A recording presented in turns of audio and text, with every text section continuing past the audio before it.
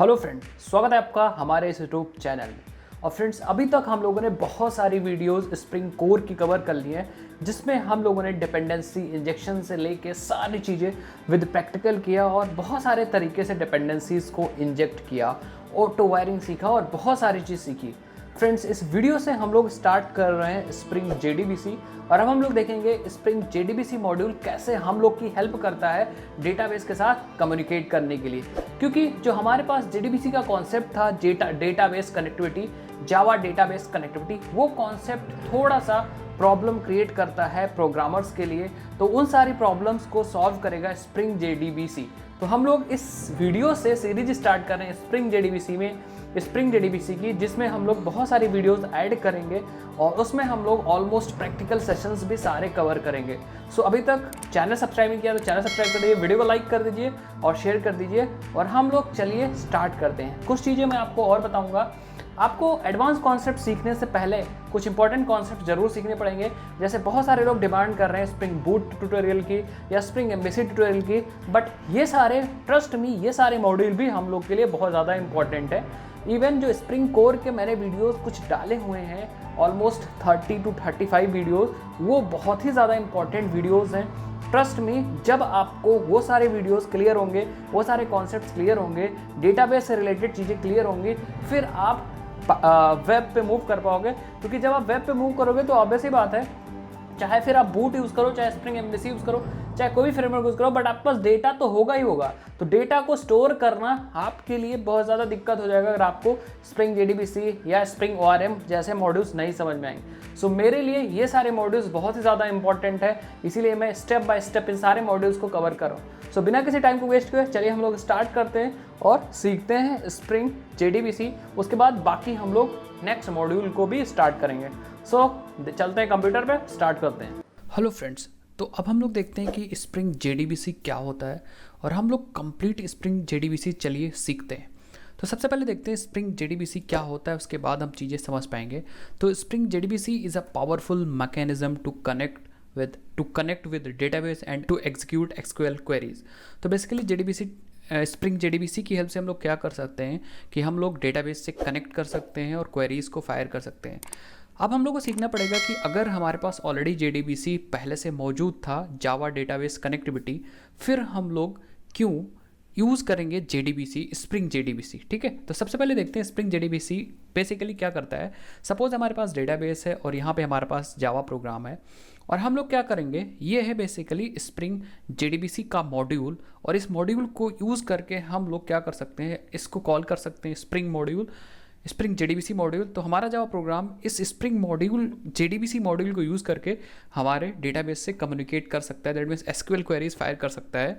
तो ये direct SQL queries नहीं फायर करेगा, ये स्प्रिंग JDBC मॉड्यूल की हेल्प लेगा और ये डेटाबेस क्वेरीज को फायर करेगा। फिर यही मुझे आउटपुट यहाँ पे रिस्पॉन्स भी देगा। तो बेसिकली इसको हम समराइज ऐसे कर सकते हैं, दैट मीन्स हम लोग ऐसे समझ सकते हैं कि स्प्रिंग JDBC की हेल्प से भी हम लोग डेटाबेस से कनेक्टिविटी कर सकते हैं। और अगर एक बार कनेक्टिविटी हो गई, फिर हम लोग इंसर्ट कर सकते हैं, डिलीट कर सकते हैं, अपडेट कर सकते हैं एंड डेटा वहाँ से फेच कर सकते हैं बहुत ही आसानी से। तो बेसिकली स्प्रिंग JDBC हमारी हेल्प करेगा डेटाबेस से कनेक्ट होने के लिए, और कनेक्ट होने के बाद हम लोग ऑपरेशंस परफॉर्म कर पाएंगे बहुत सारा। तो अगर मैं यहाँ पे बोलूँ, so this is spring JDBC module, JDBC module. और बेसिकली स्प्रिंग JDBC मॉड्यूल में एक क्लास हेल्प है, तो मैं टू बी थोड़ा स्पेसिफिक हूँगा। तो यहाँ पे उस क्लास का नाम है JDBC टेम्पलेट। ठीक है, तो बेसिकली हम लोग इस टेम्पलेट क्लास को यूज़ करेंगे, JDBC टेम्पलेट क्लास को यूज़ करेंगे। इसको ऐसे बोल सकते हैं कि हम लोग JDBC मॉड्यूल को यूज़ करेंगे स्प्रिंग के, और स्प्रिंग के JDBC मॉड्यूल को यूज़ करके हम लोग डेटाबेस से कनेक्टिविटी कर पाएंगे और ऑपरेशंस परफॉर्म कर पाएंगे। इंटरनली ये जो मॉड्यूल है, ये भी JDBC हमारे पुराने वाले JDBC को यूज़ कर रहा होगा। दैट मीन्स ये उसी के टॉप पे बना हुआ है। तो ऐसा नहीं है कि अगर हम लोग स्प्रिंग JDBC यूज़ कर रहे हैं तो हम लोग पुराने JDBC को नहीं यूज़ कर रहे हैं। इंटरनली ये बंदा जो है, ये ग्रीन कलर का, ये JDBC को ही यूज़ करेगा, बट क्योंकि ये है थोड़े ज़्यादा फीचर्स हमको प्रोवाइड करेगा एज़ कम्पेयर टू JDBC, तो इसीलिए हम लोग स्प्रिंग JDBC यूज़ करेंगे। और आज के बाद आप लोग भी क्या करिएगा, स्प्रिंग JDBC का ही यूज़ करिएगा। क्यों, ये सारी चीज़ें मैं बताता हूँ। और ट्रस्ट मी, स्प्रिंग JDBC को जो जावा डेवलपर्स हैं बहुत ज़्यादा लव करते हैं, तो बहुत ज़्यादा यूज़ करते हैं जावा डेवलपर्स। तो आज के बाद ये चैप्टर ख़त्म होने के बाद, ये पूरा कॉन्सेप्ट ख़त्म होने के बाद आप भी क्या करोगे, स्प्रिंग JDBC यूज़ करोगे, पुराने वाले JDBC पे नहीं जाओगे। बट पूरा कॉन्सेप्ट को सीखने के लिए सबसे पहले हम लोग को सीखना पड़ेगा एक्चुअल JDBC क्या होती थी और उसकी प्रॉब्लम्स क्या है, और उन प्रॉब्लम्स को ये स्प्रिंग JDBC कैसे सॉल्व करता है। तो सबसे पहले हम लोग देखते हैं कि स्प्रिंग JDBC क्यों यूज़ करनी चाहिए। ये समझने के लिए सबसे पहले हमें JDBC का कॉन्सेप्ट समझना पड़ेगा। तो JDBC का कॉन्सेप्ट बहुत ही आसान है। JDBC एक API होती थी, अगर आपने नहीं सीखी है तो उसको जाके एक बार सीख लो। हमारे चैनल पे आपको मिल जाएगी यहाँ पे प्लेलिस्ट JDBC जावा डेटाबेस कनेक्टिविटी। सिंपली जाओगे, यहाँ पे 12 से 13 वीडियोज़ हैं, आपको पूरा कॉन्सेप्ट सीखने को मिल जाएगा। साथ ही साथ में आपको प्रैक्टिकल प्रोग्राम्स वगैरह भी मिल जाएंगे। सो आप जाओ आराम से, सबसे पहले इन कॉन्सेप्ट्स को देखो, इनमें डेटा कैसे इंसर्ट करेंगे, डिलीट करेंगे, सब कुछ देखो। उसके बाद आप आ जाओ यहाँ पे स्प्रिंग JDBC सीखने के लिए, ठीक है। और स्प्रिंग JDBC सीखने के लिए थोड़ा सा आपको कोर आनी चाहिए, स्प्रिंग कोर आनी चाहिए। तो आप स्प्रिंग कोर के वीडियोस भी जाके वहाँ पे देख सकते हो हमारे। मैं कोशिश करूँगा लिंक उसका डिस्क्रिप्शन बॉक्स में दे दूँ। तो बेसिकली अगर हम सिर्फ JDBC नॉर्मल पहले वाली JDBC को डिफाइन करें तो JDBC is a API to perform operations with database, ठीक है। तो JDBC एक API थी जिसकी हेल्प से हम लोग कनेक्ट होते थे। कनेक्ट होने के बाद हम लोग क्या करते थे, ऑपरेशंस डेटाबेस के साथ परफॉर्म करते थे। डेटा इंसर्ट करना हुआ, डेटा डिलीट करना हुआ, अपडेट करना हुआ, फेच करना हुआ, सारा काम करते थे। अब दोनों कॉन्सेप्ट थोड़ा सा सिमिलर लग रहे हैं, स्प्रिंग JDBC और JDBC। हाँ, कॉन्सेप्ट सेम है, काम उनका सेम है, क्योंकि एक में थोड़ा सा फ़ायदा है स्प्रिंग JDBC में, तो हम लोग उस स्प्रिंग JDBC को यूज़ करेंगे। क्या फ़ायदा है मैं आपको बताऊंगा। सबसे पहले इसका कॉन्सेप्ट समझते हैं। तो सिंपल इसका कॉन्सेप्ट कैसे समझेंगे, देखिए हमारे पास सिंपल डेटाबेस होता था, पहले की बात कर रहा हूँ, ठीक है। जावा एडवांस में सीखा होगा या जावा कोर के लास्ट में आपने सीखा होगा, और एक जावा प्रोग्राम होता था। अब हम अपने प्रोग्राम से कोई डेटा, यहाँ पे आप कोई डेटा जनरेट कर रहे हो, उस डेटा को आप स्टोर करना चाह रहे हो डेटाबेस में, क्योंकि ये डेटाबेस अपने अंदर बहुत सारा डेटा स्टोर कर सकता है, प्रोग्राम उसको प्रोसेस कर सकता है। सो हम लोग अपने प्रोग्राम से डेटाबेस में डेटा रखने की कोशिश करेंगे। कैसे? कोई तरीका नहीं है, बीच में हमें कुछ ना कुछ यूज़ करना पड़ेगा, and that is nothing but our JDBC concept या JDBC API। इस JDBC API को हम लोग कॉल कर सकते हैं कि भैया हमें एक डेटा रखना है, और ये JDBC API क्या करेगा, सिंपली डेटाबेस को कॉन्टेक्ट कर लेगा with the help of driver. तो ड्राइवर हमने यहाँ मेंशन नहीं किया क्योंकि हम लोग पूरा ओवरऑल एब्स्ट्रैक्ट कॉन्सेप्ट समझ रहे हैं। तो आप यूज़ तो ये JDBC ड्राइवर को करेगा, बट यहाँ पे ड्राइवर हम लोग यूज़ नहीं कर रहे हैं। तो बेसिकली आप लोग समझ गए होंगे कि मैं यहाँ पे क्या करने की कोशिश, समझाने की कोशिश कर रहा हूँ। JDBC API की हेल्प से सिंपली हम लोग क्या कर पाएंगे, अपने जावा को कनेक्ट कर पाएंगे अपने डेटाबेस के साथ और काम कर पाएंगे। सो बेसिकली स्प्रिंग JDBC एक ही काम करता है जो JDBC करता है। बट अब देखते हैं स्प्रिंग JDBC आप क्यों यूज़ करोगे, JDBC और नॉर्मल JDBC आप क्यों नहीं यूज़ करोगे। इसको समझने के लिए हम लोग को समझना पड़ेगा कि प्रॉब्लम्स ऑफ JDBC, जो पुराने JDBC में आप यूज़ करते थे, जो आपने कोर जावा में लास्ट में पढ़ा था या एडवांस जावा में जो आपने JDBC यूज़ की थी, हम लोगों ने प्रोजेक्ट भी बनाया था। अगर आपने प्रोजेक्ट नहीं बनाया तो आप जाके उसका प्रोजेक्ट बनाइए। जब आप प्रॉब्लम को खुद फेस करोगे ना, तब चीज़ें और भी अच्छे से समझ में आएंगी। हम लोग ने टेक ब्लॉग बनाया था JDBC को यूज़ करके, ठीक है। टेक ब्लॉग नाम का एक प्रोजेक्ट बनाया था JDBC को यूज़ करके, और सच मानिए मतलब हम लोग पूरा थक गए थे। इतना मैं थक गया था कि मैं आगे प्रोजेक्ट को कंटिन्यू नहीं कर पाया, बहुत सारे स्टूडेंट बोलते रह गए। उसका एक रीज़न था डेटाबेस के साथ काम करना भी। उस चीज़ को मैं बताऊंगा, शायद अगर मैं हाइबरनेट यूज़ कर रहा होता या फिर अगर मैं स्प्रिंग JDBC यूज़ कर रहा होता तो मैं और आसानी से उस काम को कर पाता जो काम हमने छोड़ दिया था, ठीक है। तो चले देखते हैं प्रॉब्लम्स क्या है JDBC की, नॉर्मल JDBC की, और ये प्रॉब्लम्स कैसे सॉल्व होती हैं। ये चीज़ समझने के लिए सबसे पहले पॉइंट बाय पॉइंट मैं समझाऊंगा, और मैं बेसिकली 3 पॉइंट को टारगेट करूंगा, सबसे इंपॉर्टेंट वाले। आप कहीं और देखोगे तो आपको और ज़्यादा पॉइंट मिल सकते हैं, बट हम यहाँ पे 3 पॉइंट ही समझेंगे। सबसे पहला पॉइंट है बेसिकली, हम लोग अगर नॉर्मल कोड लिखेंगे so we need to write a lot of code. सबसे पहली चीज़, अगर आप पुराना वाला JDBC में बार बार normal database connectivity, normal JDBC को पुराना वाला JDBC बोल रहा हूँ, तो आप कंफ्यूज मत होएगा। सो अगर आप नॉर्मल JDBC यूज़ करोगे सो आपको बहुत ज़्यादा कोड लिखना पड़ेगा, इवन बार बार लिखना पड़ेगा। सपोज कौन सा कोड है ये भी मैं समझा देता हूँ।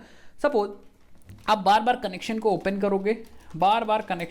करोगे, कनेक्शन ओपन करने के बाद आपको बार बार स्टेटमेंट निकालना होगा। उसके बाद आपको बार बार क्या करना पड़ेगा, क्वेरी को एग्जीक्यूट करना पड़ेगा, और फिर आपको कनेक्शन को क्या करना पड़ेगा, क्लोज करना पड़ेगा। तो आप जितनी बार काम करोगे ना, उतनी बार ये 4 स्टेप तो मिनिमम है, कम से कम फॉलो ही करना पड़ेगा।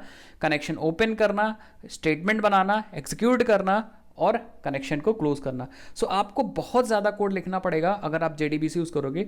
इस प्रॉब्लम को स्प्रिंग JDBC सॉल्व कर देगा। अभी मैं दिखाऊंगा। तो आपको सबसे पहला वाला एग्जांपल शायद समझ में आ गया होगा कि मैं क्या कहना चाह रहा हूँ। मैं कहना चाह रहा हूँ कि अगर आप JDBC यूज़ करोगे तो आपको बहुत सारा कोड लिखना पड़ेगा, इवन बहुत सारा कोड लिखना पड़ता है। आप थक जाओगे अगर आप एक बड़े प्रोजेक्ट पे काम करो। तो आई थिंक पहला पॉइंट समझ में आ गया। दूसरा, एक्सेप्शन हैंडलिंग प्रॉब्लम जो हमारे इस वाले JDBC में थी, नॉर्मल JDBC में, वहाँ पे एक्सेप्शन हैंडलिंग प्रॉब्लम होती थी क्योंकि बार बार चेक्ड एक्सेप्शन आती थी। तो हमें ये SQL एक्सेप्शन आती थी तो हमें क्या करना होता था, उसको हैंडल करना पड़ता था या थ्रोज करना पड़ता था। तो चेक्ड एक्सेप्शन की प्रॉब्लम थी, तो आपको बार बार ट्राई कैच, जितने ऑपरेशन आप डेटाबेस से करते थे आपको बार बार ट्राई कैच लगाना ही पड़ता था। बट स्प्रिंग JDBC भी इस प्रॉब्लम को सॉल्व कर देगा। सो आई थिंक आप समझ पा रहे हो। अगर आपने थोड़ा सा भी कोड किया होगा टेक ब्लॉक में तो आपको पता चल गया होगा कि आप बार बार डाउ में ट्राई कैच लगा रहे हो, हर एक मेथड के अंदर ट्राई कैच लगाओगे आप, क्योंकि SQL एक्सेप्शन जो है ना वो आपकी चेक्ड एक्सेप्शन है। तो चेक्ड एक्सेप्शन है तो बिना ट्राई कैच लगाए हैंडल किए हुए आपकी एक्सेप्शन जाएगी ही नहीं। अगर जाएगी नहीं तो आपको काम करना है, कंपाइल करना है प्रोग्राम। सो आपको SQL एक्सेप्शन को हैंडल करना ही पड़ेगा with the help of try catch. तो ये प्रॉब्लम है। अगर आप थोड़ा सा भी आपको कुछ करना है तो आपको ट्राई कैच लगाना पड़ेगा। बट स्प्रिंग JDBC में ऐसा कुछ नहीं होगा, आपको चेक्ड एक्सेप्शन नहीं आएगी। वहाँ जितनी भी एक्सेप्शंस होंगी वो सारी अनचेक्ड होंगी। सो आप इसको स्किप भी कर सकते हो, कोई दिक्कत नहीं। लास्ट जो हम प्रॉब्लम्स की बात करेंगे, जो लास्ट प्रॉब्लम की बात करेंगे वो है repeating all these code from one two another database logic is the same it's the time consuming task. Last important है। आपको एक जगह आपने कोई डेटाबेस लॉजिक लिखा, आपको वही 4 लाइन का कोड, जैसा मैंने आपको पहले पॉइंट में बताया था। आपने दूसरे क्लास में भी डेटाबेस का लॉजिक लिखा, आपको सिंपली वही 4 लाइन का कोड फिर से क्या करना पड़ेगा, रिपीट करना पड़ेगा। फिर से आपने तीसरे क्लास में वही बिजनेस लॉजिक कोई और लिखा तो आपको फिर से वही कोड आपको क्या करना पड़ेगा, रिपीट करना पड़ेगा। सो आपको समझ में आ गया होगा कि नॉर्मल JDBC में हमको बहुत सारा कोड लिखना पड़ता है, फिर हमको एक्सेप्शन हैंडलिंग की प्रॉब्लम आ जाती है वहाँ पे, क्योंकि हमें बार बार SQL एक्सेप्शन मिलती है जो कि चेक्ड एक्सेप्शन है। So always we need to handle those exceptions, या वो वाली एक्सेप्शन हमें हैंडल करनी पड़ेगी बार बार, और हम करते भी थे। अगर हम यहाँ SQL एक्सेप्शंस नहीं हैंडल करेंगे तो कंपाइल टाइम एरर आएगी, वार्निंग आएगी, तो आपको करना ही करना पड़ेगा क्योंकि ये चेक्ड एक्सेप्शन है। एंड लास्ट, अगर आप बिजनेस लॉजिक बार बार लिख रहे हो so you need to repeat all the code of database. आपको कुछ कोड रिपीट करना पड़ेगा बार बार। सो ये सब बहुत टाइम कंज्यूमिंग प्रोसेस है। टाइम कंज्यूमिंग के साथ एक प्रोग्रामर को टायर्ड कर देगा, आपका कोडिंग मन नहीं करेगा। सो जिन्होंने कर लिया वेल एंड गुड, बहुत अच्छी बात है, आपने बहुत ज़्यादा मेहनत की। अब हम लोग क्या करेंगे, अब हम लोग इन प्रॉब्लम के सॉल्यूशन पे आएंगे, और ये जो बेकार से कोड होते थे, या बेकार तो नहीं कह सकते क्योंकि इंटरनली वही काम होगा, हम इनके इम्प्रूवमेंट्स को अब यूज़ करेंगे जिससे हमें कोई ज़्यादा दिक्कत ना हो। सो ऑल दिस प्रॉब्लम का सॉल्यूशन क्या है, सॉल्यूशन एक ही है, स्प्रिंग JDBC। इस स्प्रिंग JDBC की हेल्प से हम लोग क्या करेंगे, जो अभी हम लोगों ने प्रॉब्लम्स देखी उन प्रॉब्लम को ओवरकम कर सकते हैं। दैट मीन्स सिंपल, क्या उन प्रॉब्लम्स को हम लोग बाय बाय बोल सकते हैं और हम लोग यहाँ पे स्प्रिंग JDBC को यूज़ कर सकते हैं। सो बेसिकली स्प्रिंग JDBC क्या करता है, प्रॉब्लम्स के सॉल्यूशन प्रोवाइड करता है। जो अभी आपने देखे, solution of JDBC problems are provided by spring JDBC। So मैं रिकमेंड करूंगा आप स्प्रिंग JDBC यूज़ करो, आप स्प्रिंग कोर पढ़ो और स्प्रिंग JDBC स्टार्ट कर दो, कोई भी इशू नहीं है, आप कर लोगे, ठीक है। अब स्प्रिंग JDBC में भी कौन सी क्लासेस या क्या API हैं, ये चीज़ समझने के लिए मैंने यहाँ पे एक पॉइंट लिख के रखा है। Spring JDBC provide a class called JDBC template. JDBC template एक क्लास है जो कि स्प्रिंग JDBC प्रोवाइड करता है। Which class, it is known as JDBC template. ये एक क्लास है which has all the important methods to perform operations with database। तो सिंपली आपको क्या चाहिए, JDBC टेम्पलेट का ऑब्जेक्ट चाहिए। जैसे ही आप JDBC टेम्पलेट का ऑब्जेक्ट बना लोगे, इसके पास वो सारे मेथड मिल जाएंगे जिससे आप ऑपरेशंस परफॉर्म कर पाओगे, सेव कर पाओगे, सारी क्वेरीज फायर कर पाओगे, चाहे वो इंसर्ट की हो, डिलीट की हो, अपडेट की हो, सेलेक्ट की हो, सारी क्वेरीज आप फायर कर पाओगे। You need to just get the object of JDBC template class. इसका ऑब्जेक्ट कैसे मिलेगा वो सारी चीज़ हम लोग प्रैक्टिकल वीडियोस में देखेंगे। अभी सिंपली आप देखिए, इसकी बहुत सारी क्लासेस और भी हैं, बट जेडीबीसी टेम्पलेट हम लोग यूज़ करेंगे और जेडीबीसी टेम्पलेट ही मोस्टली लोग यूज़ करते हैं और इसी का कॉन्सेप्ट हम लोग समझेंगे। ठीक है, सो आपको बस पॉइंट समझना है कि स्प्रिंग जेडीबीसी एक क्लास प्रोवाइड करती है जेडीबीसी टेम्पलेट, और उसी जेडीबीसी टेम्पलेट की हेल्प से हम अपने डेटाबेस में ऑपरेशंस परफॉर्म कर सकते हैं। और ये स्प्रिंग जेडीबीसी टेम्पलेट जो है ना, ये हमारे लिए बहुत सारे काम को ऑलरेडी कर देगा, तो हमें ज़्यादा कुछ करना नहीं पड़ेगा। सिर्फ हम इस ऑब्जेक्ट पे क्वेरीज फायर कर देंगे, ये कनेक्शन को ओपन करना, कनेक्शन को क्लोज करना, ये सारी चीज़ें क्या कर लेगा, खुद से हैंडल कर लेगा। तो एक बार जेडीबीसी का ऑब्जेक्ट कैसे बनाएंगे ये सारी चीज़ें देख लेते हैं और यही समझ लेते हैं, जिससे कि हम लोग अगले वीडियो में डायरेक्ट क्या कर पाएँ। अगले वीडियो में सिर्फ और सिर्फ हमें क्या करना रहे, सिर्फ और सिर्फ हमें प्रैक्टिकल स्टार्ट करना रहे। सो हम लोग क्या करते हैं, ध्यान से देखिए, हमें बनाना है जेडीबीसी टेम्पलेट का यहाँ पे एक ऑब्जेक्ट। ठीक है, तो मैं लिख देता हूँ we need a object of JDBC template. तो मैं यहाँ पे लिख देता हूँ किस क्लास का ऑब्जेक्ट चाहिए भैया, जेडीबीसी टेम्पलेट का ऑब्जेक्ट चाहिए, तो जेडीबीसी टेम्पलेट। तब हम लोग क्या कर पाएंगे, अगर हमें जेडीबीसी टेम्पलेट का ऑब्जेक्ट मिल गया तब हम लोग क्या कर पाएंगे, क्वेरीज को फायर कर पाएंगे, क्वेरीज को फायर कर पाएंगे, क्वेरीज को फायर कर पाएंगे। और वो क्वेरीज कौन सी हो सकती हैं, वो क्वेरीज इंसर्ट की हो सकती है, डिलीट की हो सकती है, अपडेट की हो सकती है, सेलेक्ट की हो सकती है, ऐसे करके बहुत सारी क्वेरीज फायर कर पाएंगे। ठीक है, किसकी हेल्प से, हम लोग जेडीबीसी टेम्पलेट की हेल्प से। सो मुझे यहाँ एरो बनाना है, सो मैं यहाँ एरो बना देता हूँ, कोई दिक्कत नहीं। ठीक है, अब हमें फायर करना है तो बट अच्छी बात है, इसका ऑब्जेक्ट बनाना पड़ेगा तभी तो हम फायर करेंगे। ठीक है, लेकिन जब आप इसका ऑब्जेक्ट बनाओगे सो इसको चाहिए एक डेटा सोर्स का ऑब्जेक्ट, इसको चाहिए क्या, एक डेटा सोर्स का ऑब्जेक्ट। सो मैं यहाँ लिख देता हूँ, इसको चाहिए एक डेटा सोर्स का ऑब्जेक्ट, डेटा सोर्स का ऑब्जेक्ट, डेटा सोर्स का ऑब्जेक्ट। इसके पास एक प्रॉपर्टी है, उसमें हमें डेटा सोर्स का ऑब्जेक्ट डालना पड़ेगा। And what is this data source, तो हमारे पास डेटा सोर्स, ध्यान से देखिए, data source is basically interface, ये एक इंटरफेस है और इसी इंटरफेस का ऑब्जेक्ट इसको चाहिए। ठीक है, सो मैं यहाँ पे एक एरो लगा देता हूँ, सॉरी उल्टा एरो नहीं लगाएंगे हम लोग, उल्टा एरो नहीं लगाएंगे, तो इसको मैं डिलीट कर देता हूँ। ठीक है, सीधा एरो लगाते हैं। So this is what, this is a driver data source. तो मैं यहाँ पे, क्योंकि ये इंटरफेस है तो मैं नाम सही लिखता हूँ, डेटा सोर्स। सो ये हमारा डेटा सोर्स है और ये इंटरफेस है। सो आपको समझने के लिए मैं यहाँ पे आई लिख देता हूँ, कोई दिक्कत नहीं, आई फॉर इंटरफेस। ठीक है, समझ जाइएगा। और ये क्या कर रहा है, ये ऑब्जेक्ट इसका लेगा। अब दिक्कत वाली बात ये है कि what is this data source, this data source क्या है और ये इंटरफेस है, तो इसका ऑब्जेक्ट हम लोग कैसे इसमें इंजेक्ट करेंगे।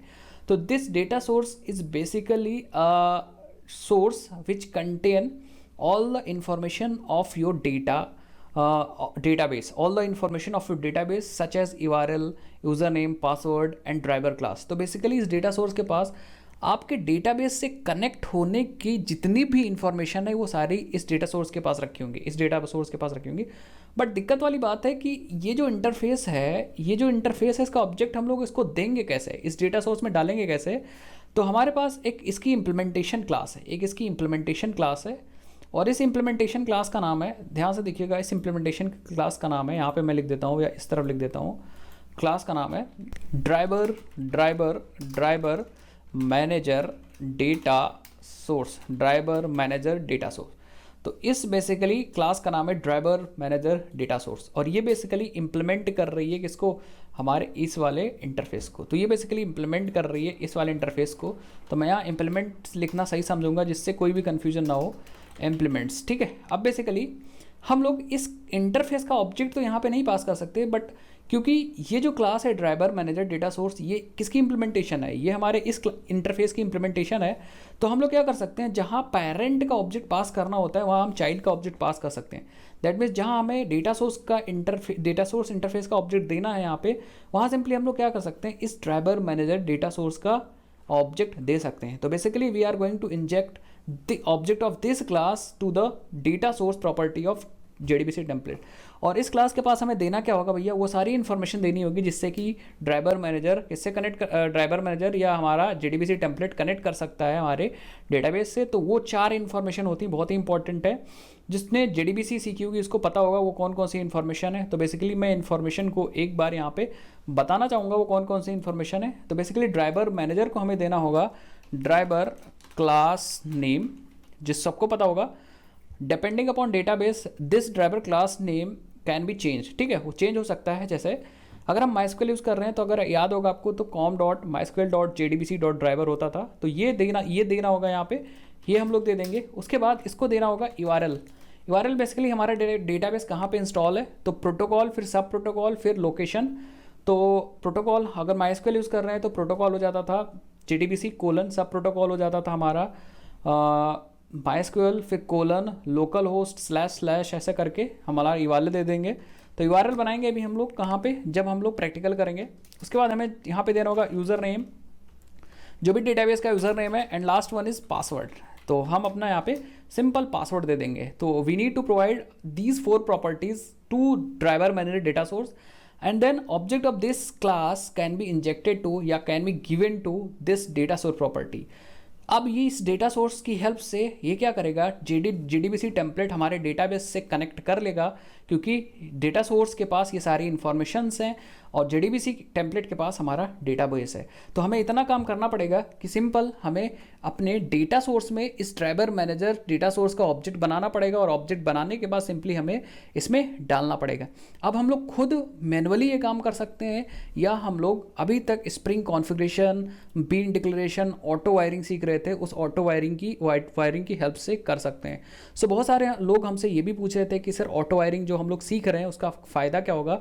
तो उसका फ़ायदा यही है कि हम लोग क्या करेंगे, हम लोग बीन की हेल्प से ये डिक्लेयर करेंगे और साथ ही साथ बीन की हेल्प से ये डिक्लेयर करेंगे, एंड बाद में हम लोग इसको इंजेक्ट कर देंगे डाओ में, और फिर हम लोग यूज़ कर पाएंगे। सो होपफुली आपको समझ में आ गया। 2 ही 3 स्टेप हैं। सबसे पहले हम लोग प्रिपेयर कर लेंगे driver manager data source class का ऑब्जेक्ट, उसको प्रोवाइड कर देंगे 4 प्रॉपर्टीज़। नेक्स्ट हम लोग क्या करेंगे, सिंपल हम लोग ये इसका जो ऑब्जेक्ट होगा इंजेक्ट कर देंगे कहाँ पे, यहाँ पे डेटा सोर्स के अंदर, और फिर हम लोग प्रिपेयर कर लेंगे JDBC टेम्पलेट का ऑब्जेक्ट। जब इसका ऑब्जेक्ट प्रिपेयर हो जाएगा फिर हम लोग क्वेरीज को फायर कर लेंगे इंसर्ट डिलीट अपडेट की हेल्प से। सो आई होप आपको समझ में आ गया होगा कैसे करेंगे। और इस JDBC के पास बहुत सारे मेथड्स हैं काम करने के लिए। वो सारे मेथड्स कौन कौन सी हैं ये सब हम लोग जब काम करेंगे तब हम लोग सीखते रहेंगे। जैसे मैं कुछ बता देता हूँ, इसके पास अपडेट मेथड है, इंसर्ट डिलीट और अपडेट क्वेरी को चलाने के लिए, और क्वेरी फॉर ऑब्जेक्ट, क्वेरी जो मेथड है वो डेटा को गेट करने के लिए। मैं एक रफली यहाँ पे आपको बता देता हूँ, सिंपली इसको डिलीट कर देता हूँ, आप वीडियो रिवाइंड करके देख लीजिएगा, ठीक है। इसको डिलीट कर देता हूँ। सो JDBC टेम्पलेट के पास कौन कौन से मेथड्स हैं कुछ मैं यहाँ पे बता देता हूँ। JDBC टेम्पलेट, सो JDBC टेम्पलेट, ठीक है, इंपॉर्टेंट मेथड्स या मेथड्स आप लिख लो ऐसे ही, ठीक है। इसके पास एक मेथड मिलेगा आपको अपडेट का, अपडेट के ओवरलोडेड हैं, कई सारे मेथड हैं। तो this method is basically for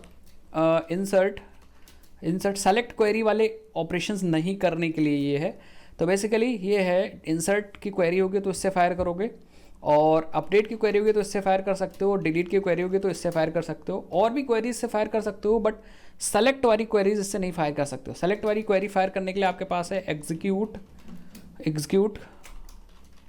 इसकी हेल्प से हम लोग क्या कर सकते हैं, सेलेक्ट वाली क्वेरीज यहाँ फायर कर सकते हैं। तो ऑल द सेलेक्ट क्वेरीज, यहाँ मैं लिखता हूँ सेलेक्ट क्वेरीज फायर, क्योंकि ये हमें देगा रिजल्ट, ठीक है। तो ये हमें देगा रिजल्ट। तो बस यहाँ पे इस एग्जीक्यूट के भी ओवरलोडेड मेथड है, ये हमारी क्वेरीज लेता है, क्वेरी के साथ साथ रो मैपर वगैरह भी लेता है। वो सब चीज़ हम लोग सीखेंगे जब हम लोग को बेसिकली प्रैक्टिकल करना होगा। तो इस तरीके से बहुत सारे मेथड्स हैं JDBC टेम्पलेट के पास। इसको कैसे करेंगे वो सारी चीज़ हम लोग नेक्स्ट वीडियो में देखते हैं। आई होप ये वीडियो आपको अच्छी लगी होगी। अगर आपको ये वीडियो अच्छी लगी हुई तो चैनल को सब्सक्राइब करिए, वीडियो को लाइक करिए और इस वीडियो को शेयर करिए, जिससे कि बाकी लोग भी नॉलेज गेन कर सकें। मैं मिलता हूँ आपसे नेक्स्ट इंटरेस्टिंग वीडियो में। तब तक के लिए जय हिंद, जय भारत, बाय बाय।